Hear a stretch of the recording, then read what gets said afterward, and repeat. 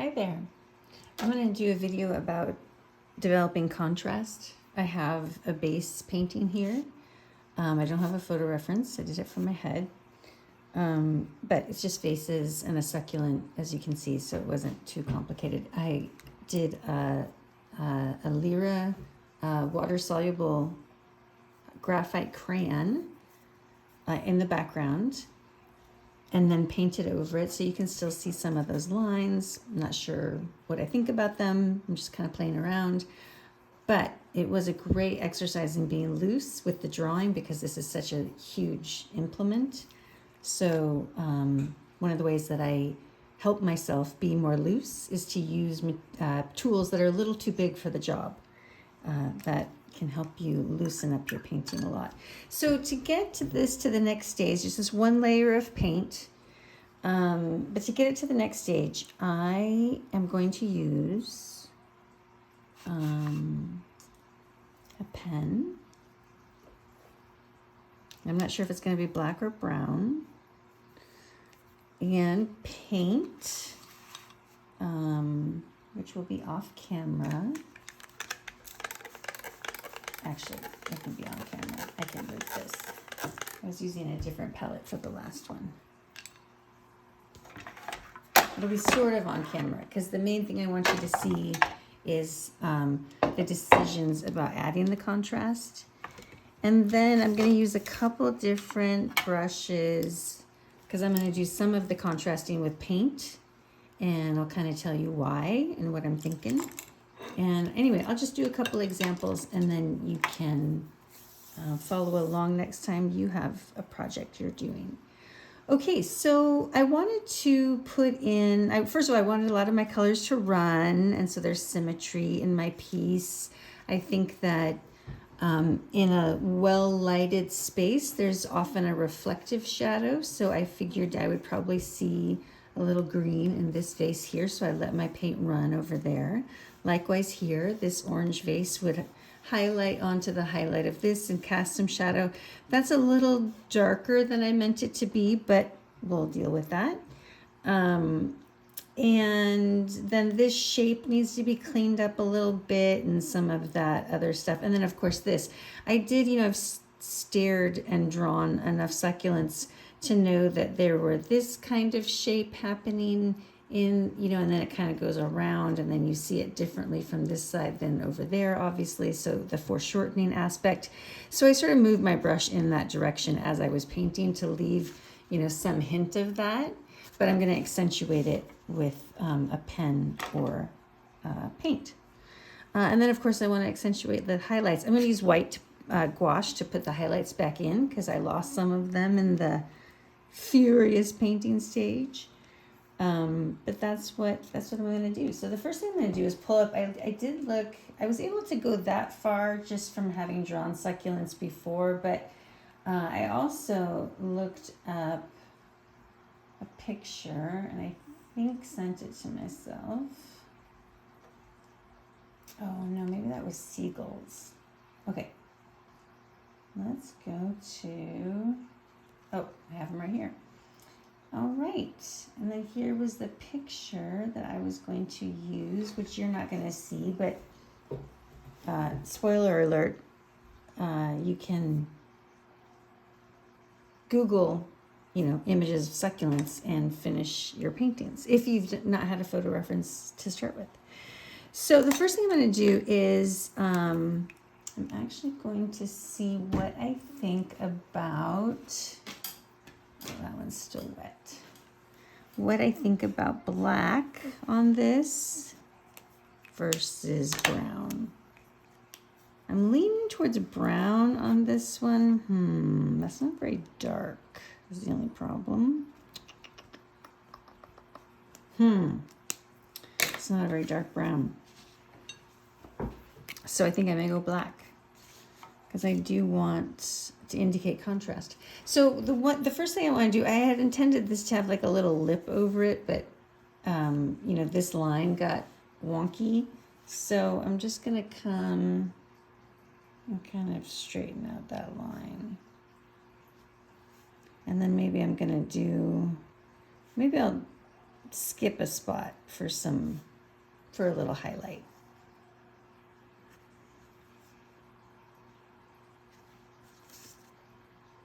I know that it will be darker where it touches the surface, so I can do one there.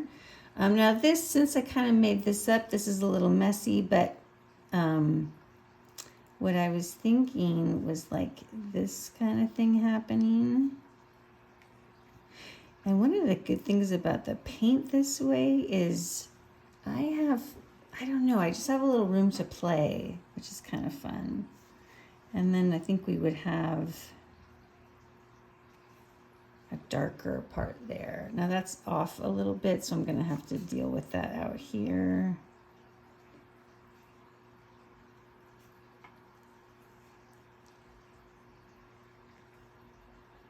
And I think it looks kind of cool that, you know, things aren't totally where the paint is.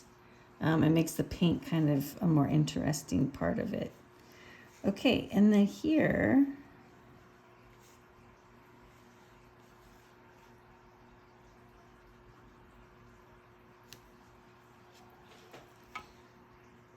I'm just defining, you know, that shape. Now here, there would not be a highlight down there.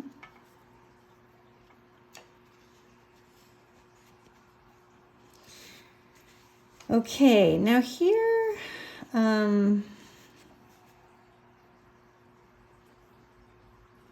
you know, I'm showing that there's a reflection. So even though like this is the outline of the vase, I don't want to put a line here because I want my viewer to see that. And I already have this graphite line running through it anyway, which again, I'm not sure that I'm thrilled with. But anyway, so I don't want to put a black line through that. But what I will do is go around it like that. And then I get some more definition here, but I'm not impacting. In fact, actually that's standing out more to me now because this dark line is detracting from this line. So I definitely want something happening here. They were bleeding into each other, which was super cool. But now I want to show that this is a different object.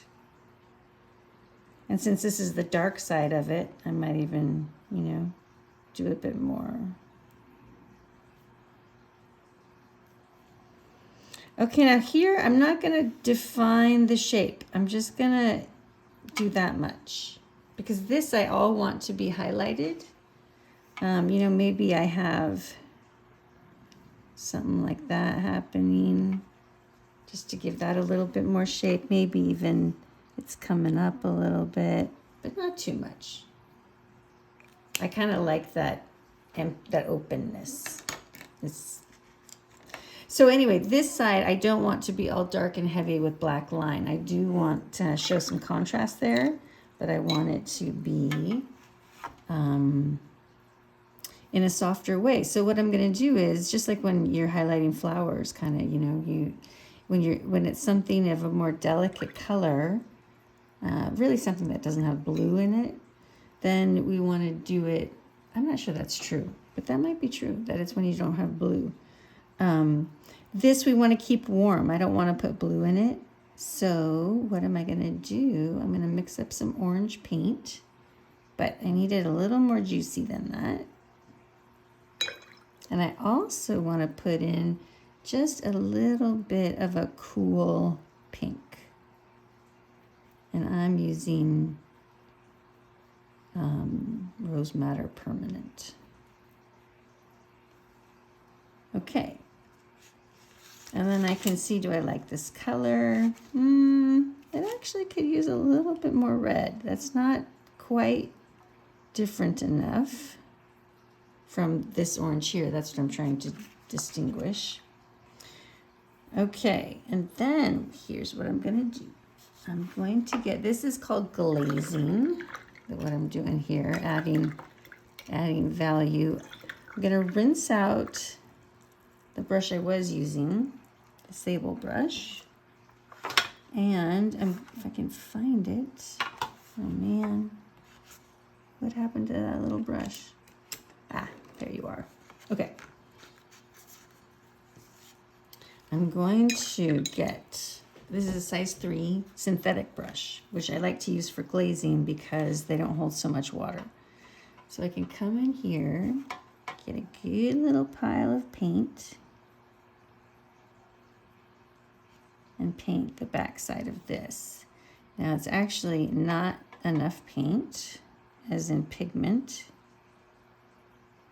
Ooh, I really like that little highlight right there, so I'm glad that I somehow didn't cover it. And then I'm kind of not really liking that color that's happening, so I'm going to come in with a little more orange. And this is when I like the Martha Graham colors because they stay so moist that I can just dip right back in.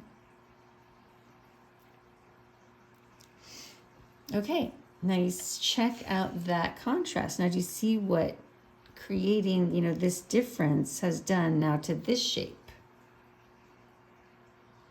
And then we can kind of keep adding a little bit more here. I can even kind of cover some of that line, which is nice, although it's on the back side, so that's okay, but maybe I just want a little less.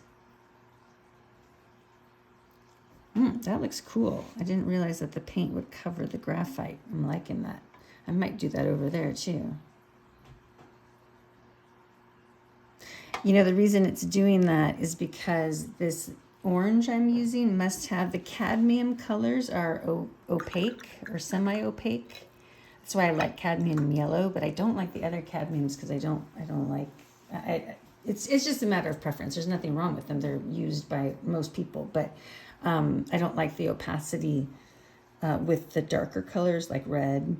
But this orange that I'm using, I think has some cadmium yellow in it, which is great for orange because like yellow, it's just a pretty light color. So now I'm just coming in with my sable brush, I'm tapping it off, and I'm just softening this line.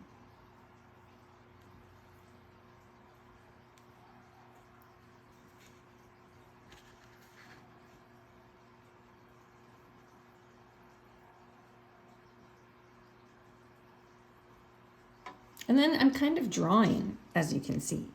I'm just kind of moving paint around and drawing and leaving a lot to the imagination, which is what I love about art in general.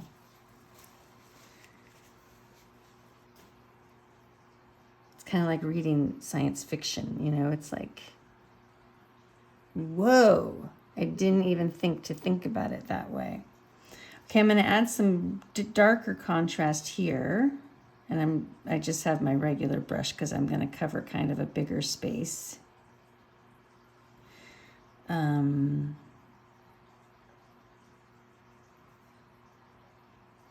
I'm just kind of putting paint down where I think it's going to make sense.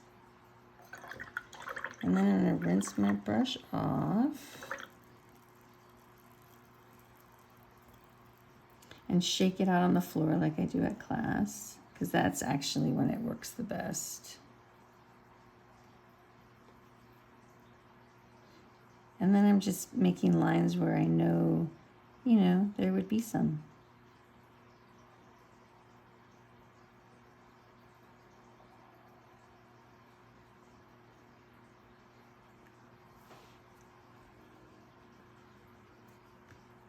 I don't know why I did that. Not sure that works. Okay, and this is why spheres is a good exercise. I'm just taking a wet brush and kind of moving that paint around. I'm going to dip my brush again. I've left so much juicy paint down here that I just have a lot of room to draw with it. And then maybe I'll bring some up here.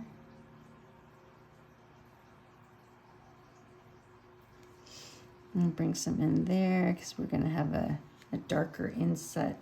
And this, I can even come down here and just add a little variety by picking some paint up and then moving it to that wet spot that I just made there.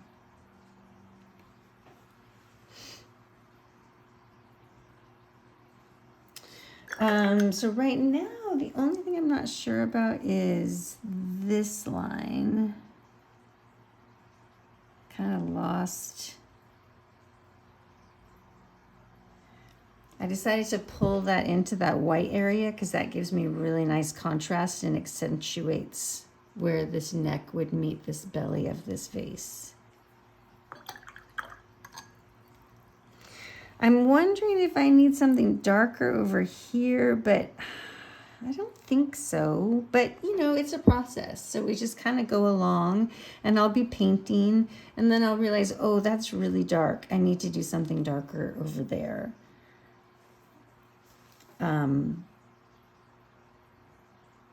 Or darker in there, you know, like obviously a plant, you know, this spot inside the plant would be the darkest part. This is actually pretty easy because for this one, I don't have to glaze it at all. It's just a very defined shape. All I need to do is get really dark paint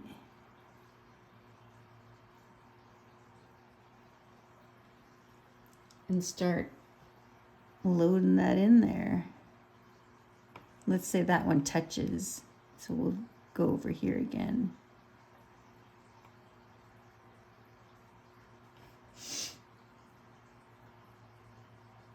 But I guess it wouldn't really touch, would it? No, I don't think so. I think you would always see, unless it was hanging over, which this one wasn't.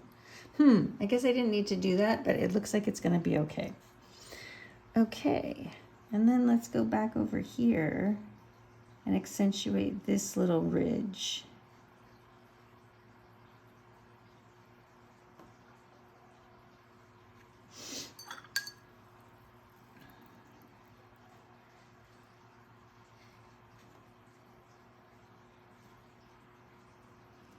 And there'd probably be a little shadow of these, you know. I should have been looking at something if I was going to do that. So this isn't turning out, this little lip thing that I sort of had in my head isn't turning out so great. But that's kind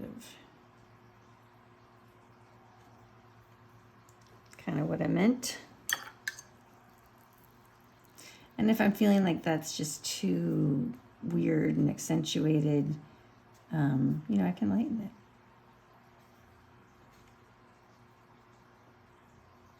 Or I can darken it again if I decided, nope. There we go. That looks better. Okay, I don't really know what to do there. I'm not sure what to do there. I do need some highlights here. I do kind of wish I hadn't done all of this in brown. So I'm going to lift this. I'm just going to get it wet and lift it out. Get my brush wet again. So I'm going to try to make like a leaf shape kind of, because that's what's going to need to be there. Okay, there we go.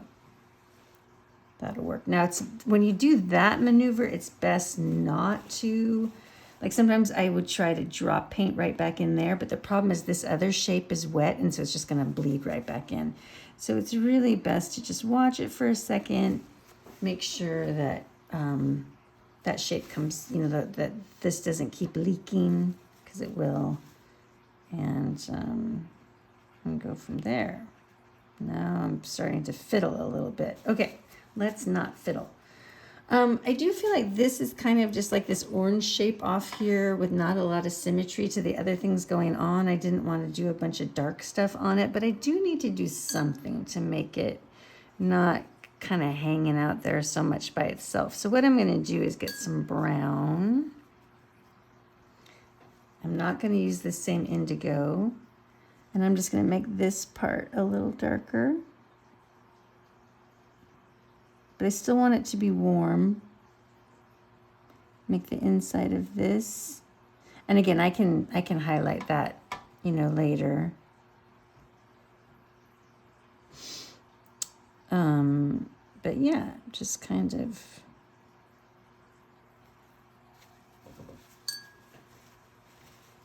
you know, and there's a big, like, I don't know, do you leave lines soft or leave them hard, or do you make them soft? I don't think you always have to make them soft.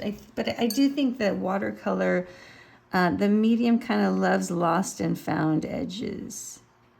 So we like that. We like to see some of the edges, and some of them we don't want to see. Not that we don't want to see. That sounds so harsh. It just makes it more interesting if we can't, if it's not like an outline, you know. And that's why I've trained myself to look at the lights and darks, the highlights and the contrast. And I cannot do this with very complicated drawing subjects, but the more I draw hard things, the easier it is for me to do this. And I hope to someday, as I continue drawing like skylines and stuff, you know, I hope to do this way. But I can't show you this because I won't be able to talk. But this is simple enough that I thought I could kind of talk through it. Okay, so let me just do, you of course can leave if you are bored, or maybe you're already gone. But I just want to show you what I'm going to do with the succulents.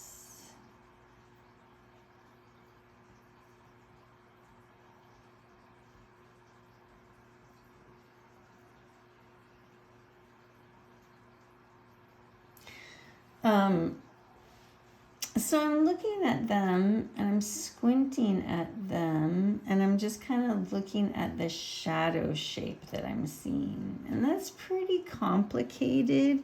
But what I'm thinking is, like, I'd like, here's the good thing about this. I don't need much information to show, like, all my viewer is going to see, hey, this is a plant. In fact, I think it's a succulent, you know, that kind of thing. So I just don't need that many of the marks that I'm about to do. But I do need pretty dark paint, because I'm going to paint. And what I did was I took a dark green with a little burnt umber in it to make it darker. And then I'm just going to try to do, like, I've already kind of highlighted this one. So let's do a tiny little shadow. This is hard. I'll just be honest. Tiny little shadow right there. I can't even tell if you can see it. And what's important is I'm negative painting here, so this is the shape that matters.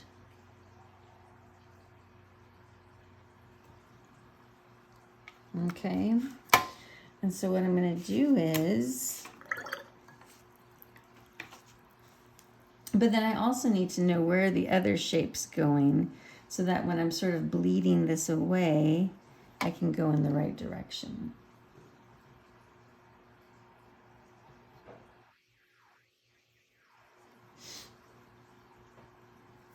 Okay, and then we got to do some more like that.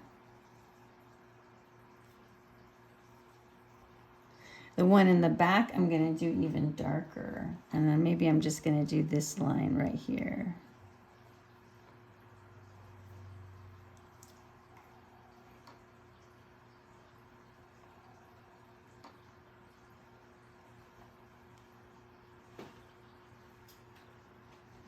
You know, I don't like it connected down there for some reason.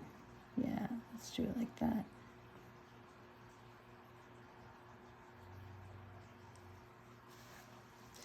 And that one, I'm probably, well, I can kind of bleed it away at the top. Let's go, I'll bleed it in the direction of like something right there. And actually, I kind of like that shape. So let me make that a little darker. You know, the reason I wanted to do this actually is because I really want a succulent garden, but I just don't think I can do that right now with our kind of travel schedule and stuff. So decided I would paint a bunch of them then. Then I don't have to take care of them.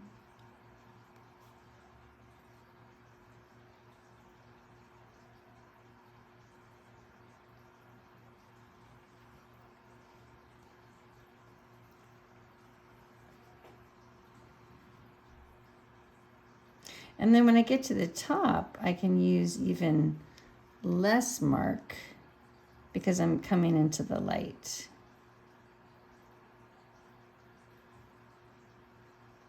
I actually did a pretty good job with this, with the marks that I put down. So it's working out pretty good to be recognizable as a succulent.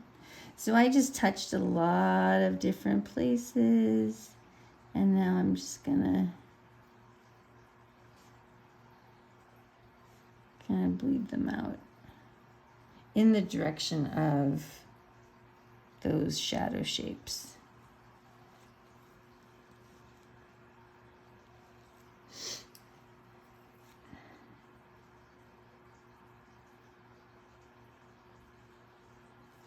And then what I might do actually is even do like, well, I was going to say I might do a pen, but I don't think I would take a pen to this. I think that would be too harsh. Yeah, I was thinking I would take a pen, but now I don't know that I do want to take a pen. Okay, so another place that I'm seeing that I could add is,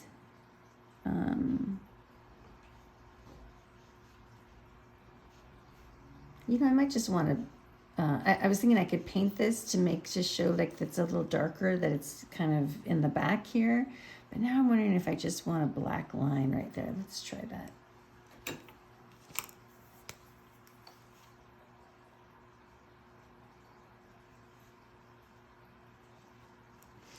And I mean, really, I just kind of wanted to define this shape a little better. So I think that's good. But now that I've done that, I see that I do think that there would be a little more darkness.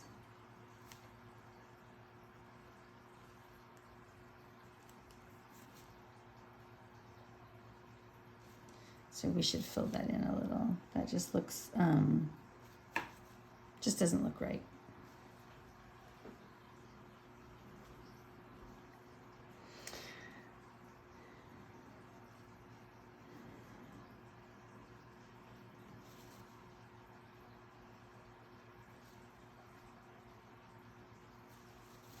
And then what I'm probably going to do is put white gouache here so that that's all highlighted. And that will make that pop even more.